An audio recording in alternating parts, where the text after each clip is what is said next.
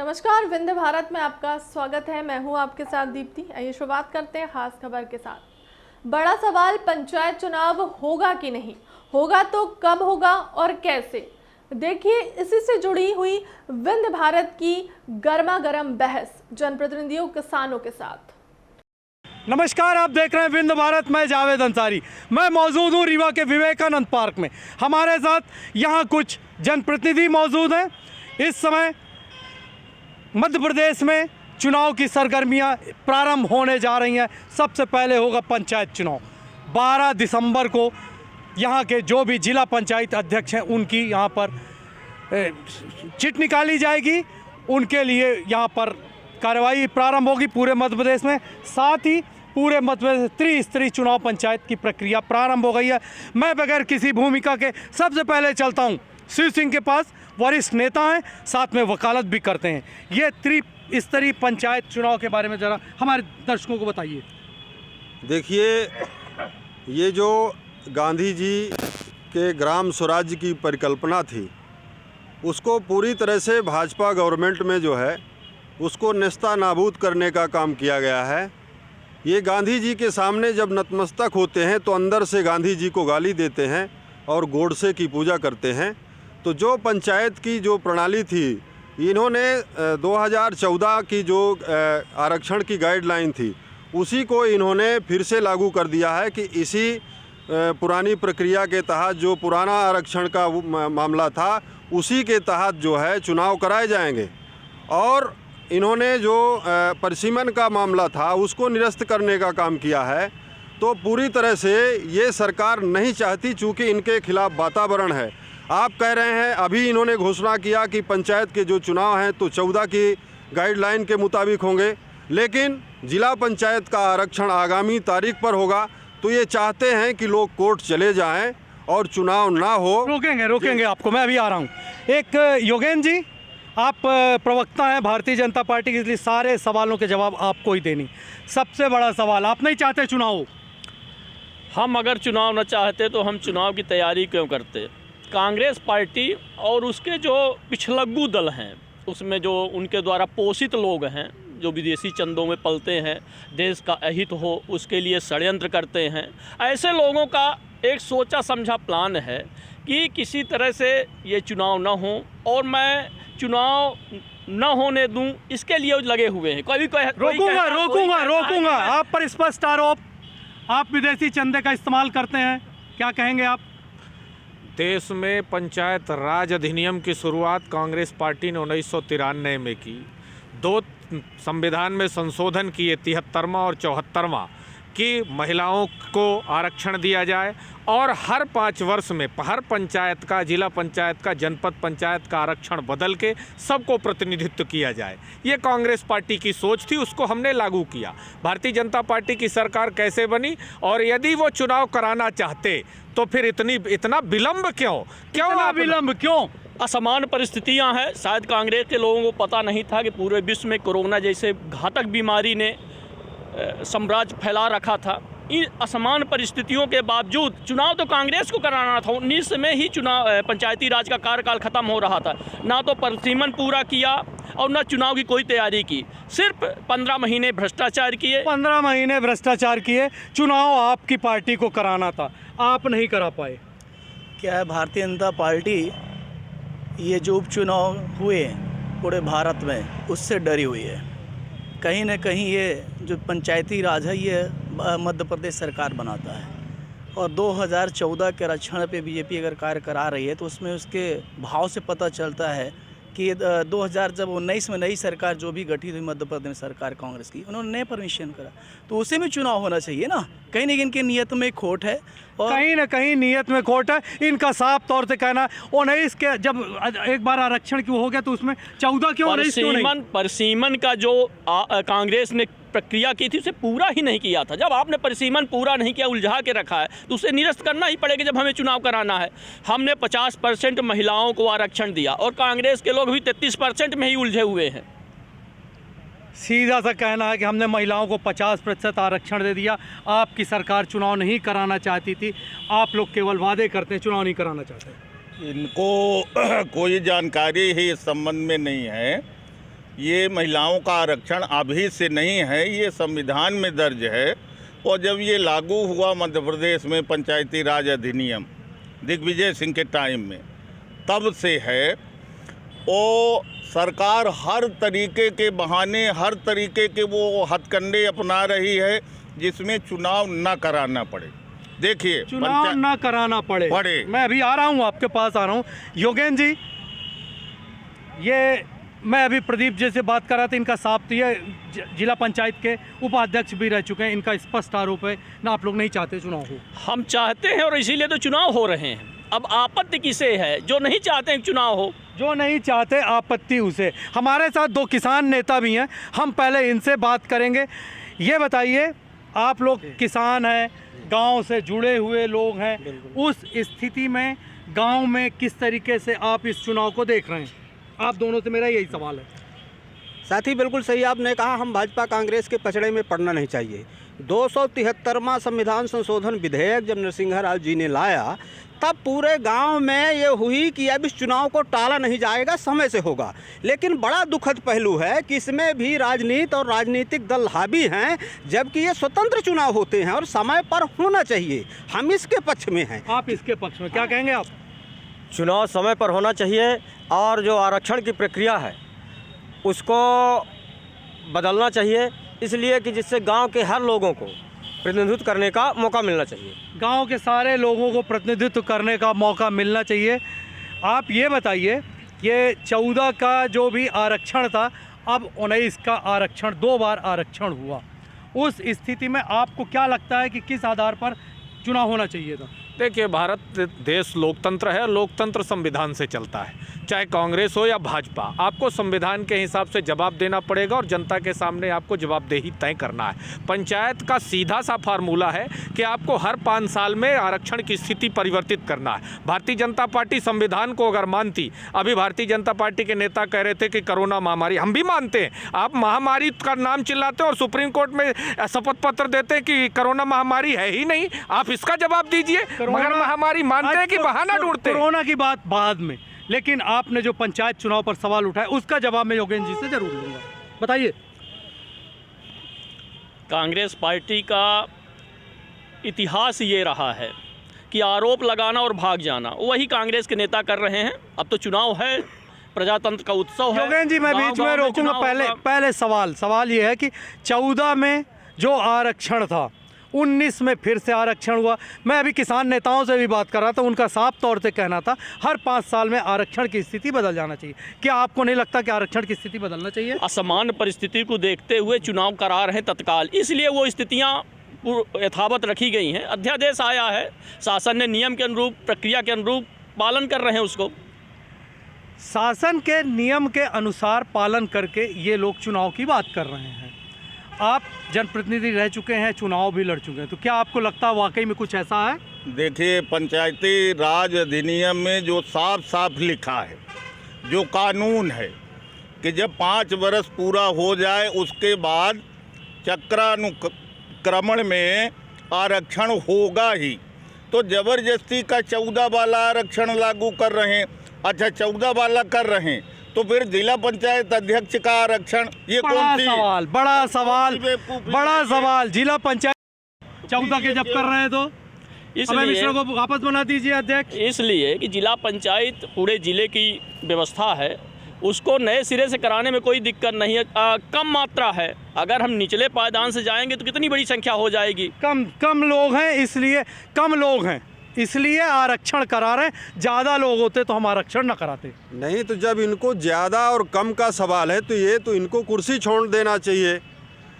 मैं पहले भी कहा हूं कि जो जिला पंचायत का इनको खतरा सिर्फ ये है कि जिस तरह से भारतीय जनता पार्टी के खिलाफ देश में माहौल है, तो ये जनपद और जिला पंचायत में इनकी भागीदारी नहीं हो पा रही है। इनको पूरी तरह से ज्ञात हो गया है, इनके खिलाफ माहौल है।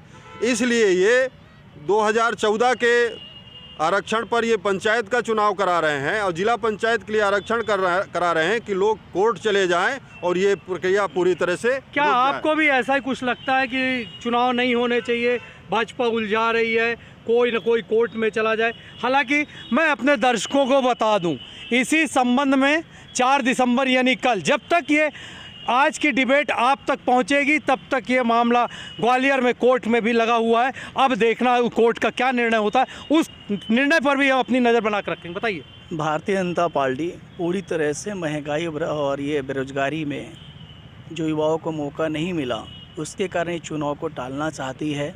और कोरोना का बहाना देखिएगा, जनवरी में ही उन्होंने फिर मार्च में कर देगी कि कोरोना आ गया, चुनाव नहीं होगा। इतने भारत में चुनाव हुए, बंगाल में उपचुनाव हुए, तो पंचायती राज समय से होना चाहिए, सर मानना चाहिए भारतीय जनता पार्टी। पंचायत राज चुनाव समय से होना चाहिए।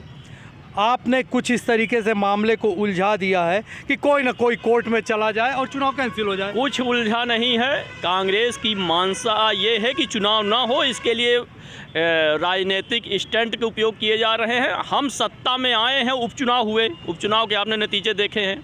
जो कांग्रेस हमेशा जीतती थी उसे हमने जीत लिया। हम सत्ता में सेवक बनकर काम करते हैं और कांग्रेस पार्टी के लोग मेवा खाने के लिए सत्ता में सेवक बनकर काम करते हैं। एक बार मैं फिर पहले किसान नेताओं से एक बार बात करूंगा। भारतीय जनता पार्टी का स्पष्ट रूप से कहना है कि वो सेवा के लिए आए हैं, बाकी सारे दल मेवा खाने के लिए। हालांकि आप राजनीति से आपकी कोई दिलचस्पी नहीं है, लेकिन एक बड़े किसान नेता होने के नाते इस बात का जवाब आपको देना चाहिए। देखिए, संविधान में जो चुनकर आता है सबका एक ही लक्ष्य होना चाहिए संवैधानिक नीतियों के, कि सेवक ही चुने जाते हैं। लेकिन जैसा कहते हैं वैसा दिखना भी चाहिए। ये चुनाव का जो ये प्रोपेगेंडा हो रहा है और नियम विरुद्ध कर रहे हैं, तो ये अपनी कमजोरी को छिपाने के लिए कर रहे हैं कि ये लोग चुनाव पर केवल चुनाव पर चर्चा करें, महंगाई पर चर्चा न करें, बेरोजगारी पर चर्चा न करें, भ्रष्टाचार पर चर्चा न करें। अभी धान खरीदी केंद्र में देख लिए घोटाला और खाद में घोटाला। आज केवल पंचायत चुनाव रखिए, केवल इसी को छिपाने के लिए, इसी को कुकर्मों को छिपाने के लिए पंचायत में घालमेल किया जा रहा है। आपको क्या लगता है? हमको ऐसा लगता है कि भारतीय जनता पार्टी जो भी लाती है अध्यादेश के जरिए कानून लाती है, और हम लोग तो इनके अध्यादेश को फेल करना जानते हैं। हम लोग गांव के हैं, किसान हैं, और त्रिस्तरीय पंचायती राज का जो चुनाव है एक गांव से आता है। गांव से आता है, त्रिस्तरीय पंचायत चुनाव गांव से आता है। किसानों का कहना है, देखिए किसान भी यहाँ पर मौजूद है, जानबूझ के हमने किसान नेताओं को बुलाया था। उनका कहना है कि हम आपकी मंशा को समझते हैं, हम उस मंशा को कैसे फेल करना है ये भी जानते हैं। ये तो जनतंत्र का उत्सव है। अगर वो उत्सव नहीं मनाना चाहते हैं, उन्हें जनतंत्र के उत्सव से पीड़ा है, पेट में दर्द हो रहा है, तो अपने दर्द की दवाई कराएं। अपने दर्द क्या कहेंगे आप पंचायत चुनाव को लेकर? पंचायत चुनाव तो होना चाहिए। पहले अपना नाम बताइए। RS Verma, advocate. हाँ वर्मा जी, बताइए पंचायत चुनाव क्यों होना चाहिए, क्या लगता है आपको, किस तरीके से होना चाहिए? देखिए, पंचायत चुनाव जनता से जुड़ा हुआ मामला है और निचले स्तर पे जो लोकतंत्र है वो पंचायत से शुरू होता है। इसलिए ये पंचायती राज की जो अवधारणा है वो बहुत पुरानी है। चुनाव होना चाहिए। कुंवर सिंह जी, अब धीरे धीरे एक बार कोरोना की बातचीत वापस आ रही है, साथ ही 5 राज्यों में चुनाव की बातचीत भी वापस आ रही है। मध्य प्रदेश में भी त्रिस्तरीय पंचायत चुनाव की बात, इसका सीधा सा मतलब है चुनाव का एक माहौल बनना चालू हो गया है। आपको लगता है कि क्या चुनाव हो पाएगा जिस तरीके से माहौल है? देखिए, एक बात मैं आपसे कह के जा रहा हूँ, भाजपा मतलब बड़का झूठ पार्टी। ये जान लीजिए, इस देश के अंदर भारतीय जनता पार्टी ऐसी है कि कहती कुछ और है, करती कुछ और है। यदि आप गांधी जी के सपनों को साकार करना चाहते हैं तो पंचायत का चुनाव कराइए। स्वराज, ग्राम स्वराज किसकी अवधारणा थी? नाथूराम गोडसे की। आप भारत में रह के गोडसे चिल्लाते हैं, अमेरिका इटली जाके गांधी के पैरों में गिरते हैं, ये आपकी अवधारणा है। योगेंद्र जी, बात को ध्यान से सुनिएगा, मैं आ रहा हूँ। इस सवाल का भी कुंवर जी ने बड़ा गंभीर आरोप आप पर लगाया, मैं उसका भी जवाब लूँगा। फिलहाल प्रदीप जी से एक बार और, आपको भी ऐसा लग रहा है कि चुनाव होंगे या नहीं होंगे? सीधा सा सवाल है। बिल्कुल नहीं होंगे, केवल नौटंकी की जा रही है। आप गांवों में जाइए, जनता ये मानने को तैयार नहीं है कि चुनाव हो रहे हैं। सबको ये एहसास है कि केवल नौटंकी हो रही है, दिखावे की कागजी प्रक्रिया चल रही है, कोई चुनाव नहीं होने। कोई चुनाव नहीं होने हैं। साथ ही कुंवर सिंह ने भी काफ़ी गंभीर आरोप लगाए। सारे सवालों का जवाब आप भारतीय जनता पार्टी के प्रवक्ता हैं, प्रवक्ता होने के नाते आपको देना चाहिए। देखिए, कांग्रेस पार्टी ने गांधी जी का आवरण ओढ़ रखा है, पर गांधी जी का एक भी आचरण इनके अंदर नहीं है। सिर्फ गांधी जी के नाम पर 40-50 सालों तक इन्होंने शासन किया है, पर गांधी जी को हमेशा आपकी बात मैंने खूंटी में मानी, टंगा कर रखा है आपकी आपने। बात मैंने मानी। सीधा सा सवाल था, चुनाव होंगे या नहीं होंगे? चुनाव होंगे, चुनाव की अधिसूचना जारी हो रही। चुनाव होंगे, चुनाव की अधिसूचना जारी हो रही है। वक्त हो गया है एक ब्रेक का, मिलते हैं इस ब्रेक के बाद। ब्रेक के बाद एक बार फिर से स्वागत है। गर्मा गर्म बहस है त्रिस्तरीय पंचायत चुनाव को लेकर।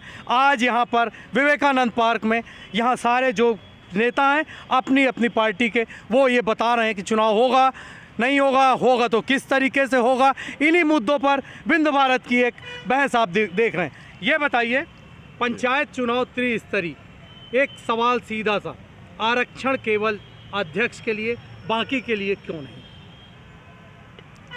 भाई चूंकि आरक्षण जो है पहले हो चुका है, तो जब एक बार प्रक्रिया पूरी हो गई है तो अगर दोबारा फिर आरक्षण कराएंगे तो उसमें जो है समय लगेगा।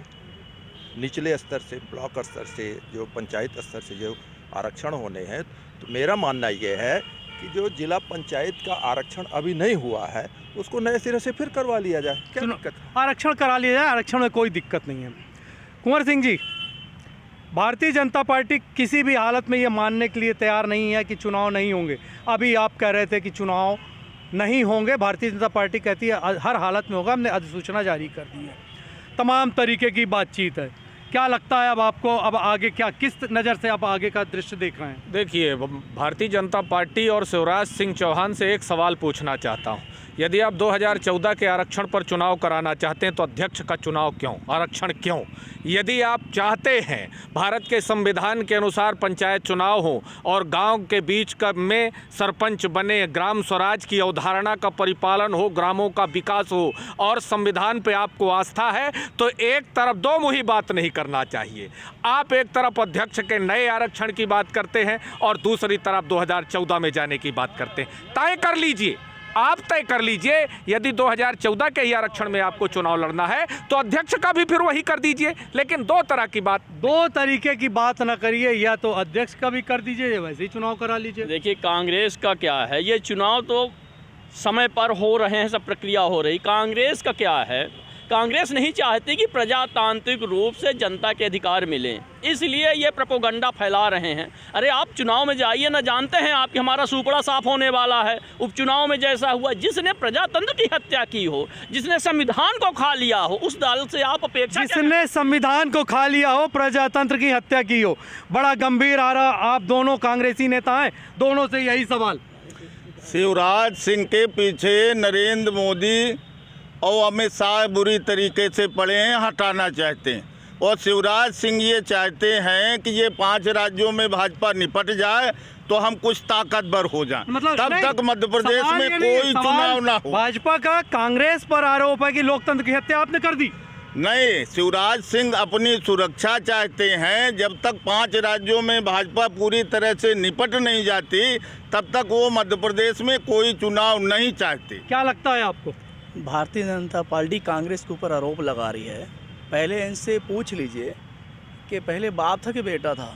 कांग्रेस से तो निकले हुए हैं भारतीय जनता पार्टी। आज जितने इनके नेता हैं वो कांग्रेस के तो ही हैं और कांग्रेस के ऊपर आरोप लगा रही है। नहीं, क्या आप लोकतंत्र की हत्या करना चाहते हैं? आप इस बात पर बोलिए। लोकतंत्र की हत्या कौन कर रहा है? आप देखिए, 4 भारत के जज कह चुके हैं कि भारतीय जनता पार्टी हमारा सबका हरण कर रही है, हमारे सबके ऊपर आरोप लगा रही है। इससे बड़ी दुर्भाग्यपूर्ण क्या बात है? दुर्भाग्यपूर्ण क्या बात है? ये तमाम तरीके की, जैसा कि आपने अभी कहा, ये कह रहे हैं कि दुर्भाग्यपूर्ण बात है। इससे दुर्भाग्यपूर्ण बात कुछ नहीं। इससे बड़ा दिवालियापन क्या हो सकता है कि हमारे कांग्रेस के नेता ये नहीं जानते कि भारतीय जनता पार्टी क्या है, कहाँ से पैदा हुई है और कैसे लोग हैं। मैं आ रहा हूं अभी आपके पास, योगेंद्र जी आपके पास आ रहा हूं। किसान नेताओं से, किसान नेताओं को शामिल करना बहुत ज़रूरी है क्योंकि मामला त्रिस्तरीय पंचायत का है।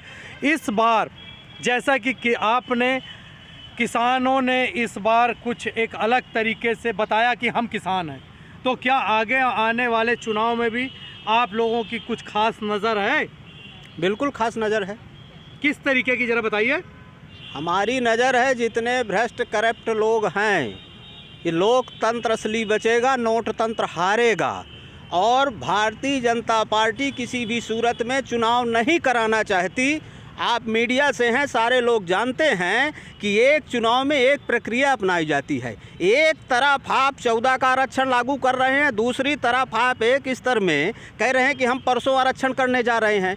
तो यदि मामला भारतीय जनता पार्टी ख्वयं शक था कि कहीं ये चुनाव हो न जाए, उसने ऐसी डील दी, ऐसा नाजुक पॉइंट दे दिया कि जिससे चुनाव यथार्थ में कैंसिल हो जाए और बचे भी रहें। कह दिए कोर्ट ने स्टे कर दिया।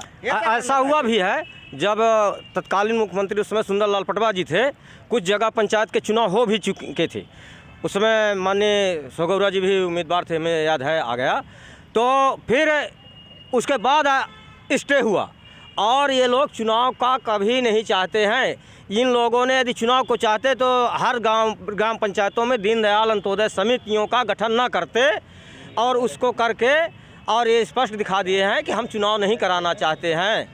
और पूरे क्षेत्र में जो गांव के लोग हैं, हर लोग यही कहते हैं कि चुनाव नहीं होगा, नहीं होगा। गांव के लोग कहते हैं चुनाव नहीं होगा। सीधी सी बात है योगेंद्र जी, आप अकेले हैं भारतीय जनता पार्टी की तरफ से। कांग्रेस के लोग कहते हैं कि चुनाव नहीं होगा। मैं किसानों की बात कर रहा हूँ। किसान, एक व्यक्ति अगर कांग्रेस का खड़ा हो गया, हरा उपन्ना डाल लिया, तो क्या किसान हो गया? किसान ने हमें वोट दिया है। और ये मानिए कि मैं आपको बीच में रोकूंगा। मैं आप जिस आदमी की बात कर रहे हैं, लगभग 1 साल से ज़्यादा लगातार धरने प्रदर्शन में बैठा रहा और कम से कम 20 बार मैंने कवर किया। कांग्रेस के लोग ही तो बैठे थे दिल्ली में धरने में, और कौन था? किसान तो खुश था, वो सिर्फ कांग्रेस ने। चलिए किसानों को लेकर एक गंभीर बहस हम बाद में करेंगे। वर्मा जी, क्या लग रहा है आपको? चुनाव तो देखिए होना चाहिए। नहीं होंगे कि नहीं होंगे? अब ये मैं कैसे कह दूं कि होंगे कि नहीं होंगे? परिस्थितियां के आंकलन करिए। ये तो सरकार जाने कराएगी कि नहीं कराएगी। कुंवर बहादुर जी, लगातार आप पर आरोप, आप लोग लोकतंत्र की हत्या करते हैं, आप नहीं चाहते चुनाव हो। क्या लग रहा है अब आपको? सीधी सी बात करिए। मैं भाजपा को याद दिलाना चाहता हूँ कि जब देश आज़ाद हुआ था, आप आज़ादी के पक्ष में नहीं थे। आपके लोग अंग्रेजों को लिख कर दे रखे थे कि मैं नहीं चाहता कि भारत स्वतंत्र हो। आप हमको सिखाएंगे कि कौन लोकतंत्र का हितग्राही है और कौन लोकतंत्र का विरोधी? बताइए। कांग्रेस पार्टी ने आज़ाद कराया था, उसमें जनमानस था। महात्मा गांधी जी ने मरने से 3 दिन पहले कहा था कांग्रेस को डिसमिस कर दो, कांग्रेस राजनीतिक दल नहीं हो सकता, इसीलिए उनकी हत्या कराई गई। ये जो कह रहे हैं इनका प्रमाण है। वीर सावरकर दलाली खाता था, उसका प्रमाण है।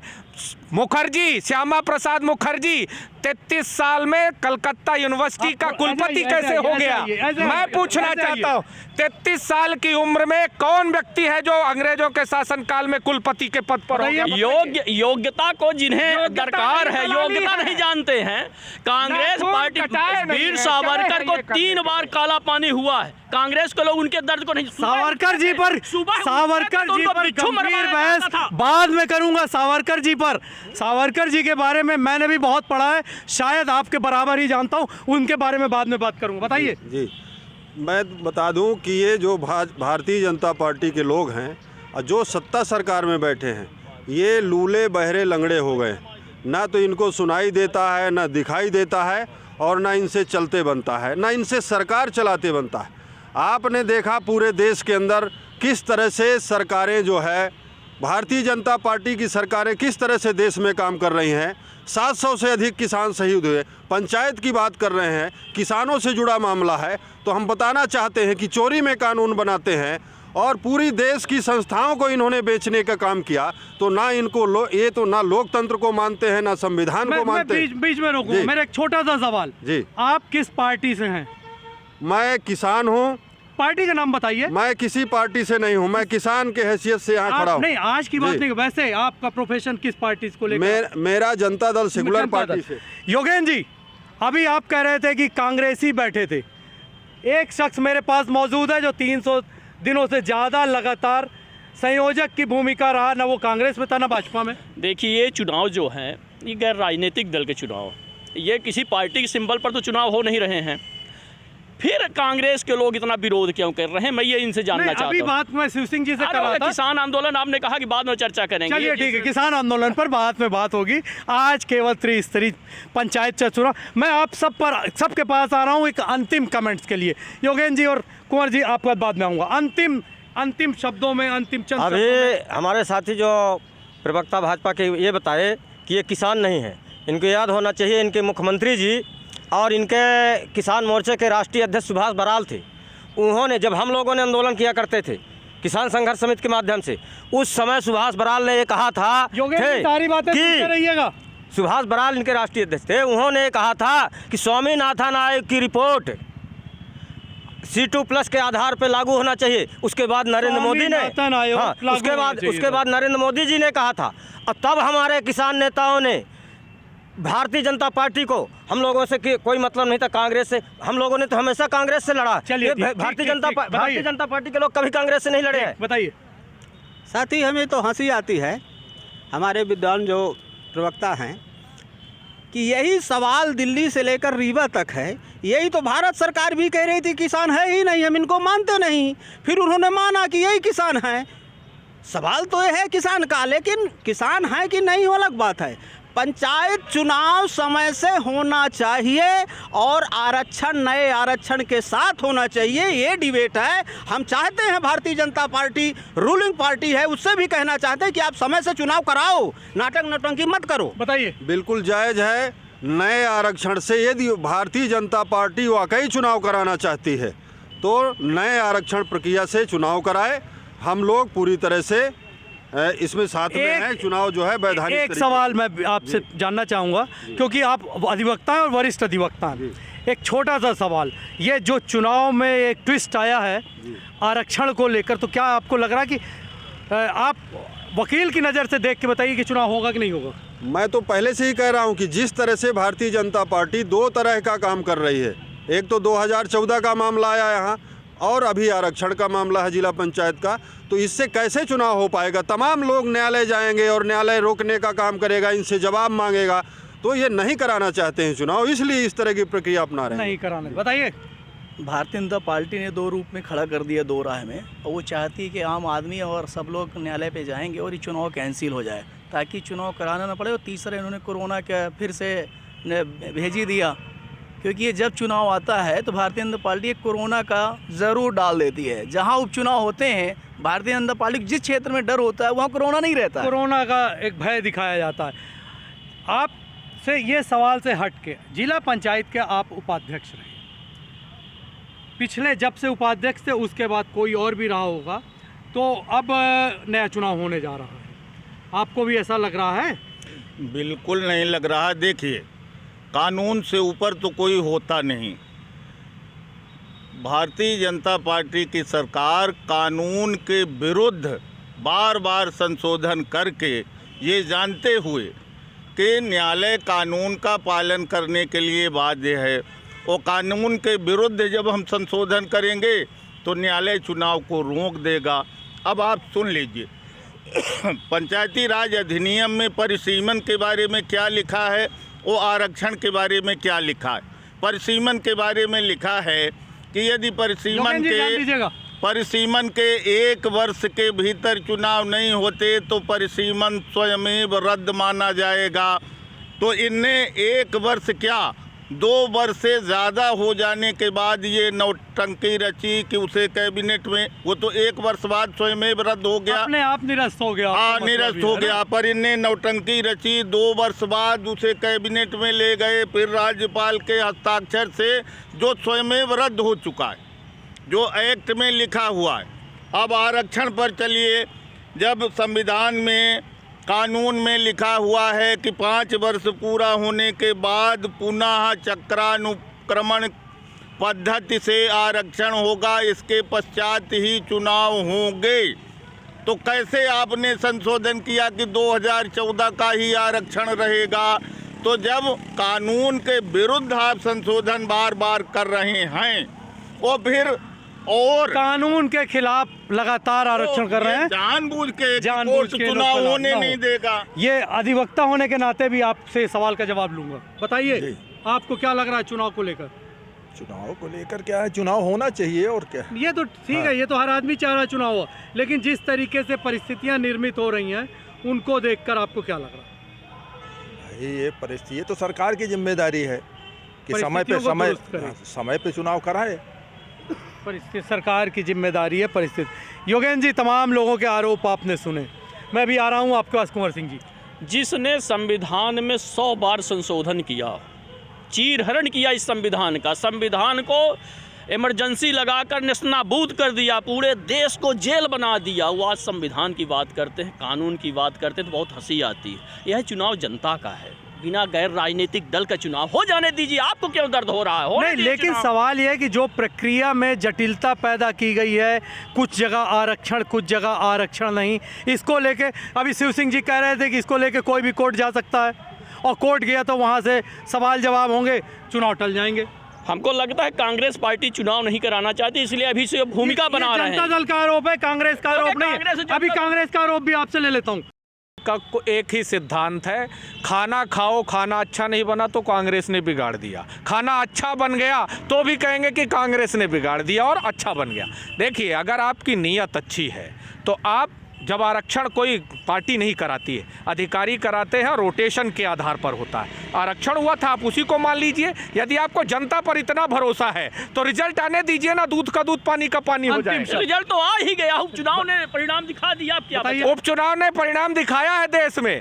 मेरे बस में नहीं है महंगाई, तो किसने कम किया पेट्रोल डीजल? महंगाई तमाम। एक मिनट, आप संविधान पर आस्था रखते थे, महामारी के अंदर क्या जरूरत थी कृषि बिल लाने की, और किस तरह थूक के चाटा आपने, सारी बातें देश को दिखा दिया कि तुम बुजदिल लोग हो। केवल पंचायत तो आपने देखा, पंचायत चुनाव पर, त्रिस्तरीय पंचायत चुनाव पर गर्मा गर्म बहस यहाँ हमारे साथ अभी आप देख रहे थे। अपने मेजबान जावेद अंसारी को, राजेश विश्वकर्मा के साथ दीजिए इजाज़त। हम फिर मिलेंगे एक नए मुद्दे के साथ, इन्हीं तमाम ऐसे जनप्रतिनिधियों के साथ जो लगातार हमारे साथ जन समस्याओं पर बातचीत करते हैं। अब दीजिए इजाज़त। फिलहाल के लिए अब तक की खबरों में इतना ही। देश दुनिया की तमाम बड़ी खबरों के लिए बने रहे हमारे चैनल के साथ। नमस्कार।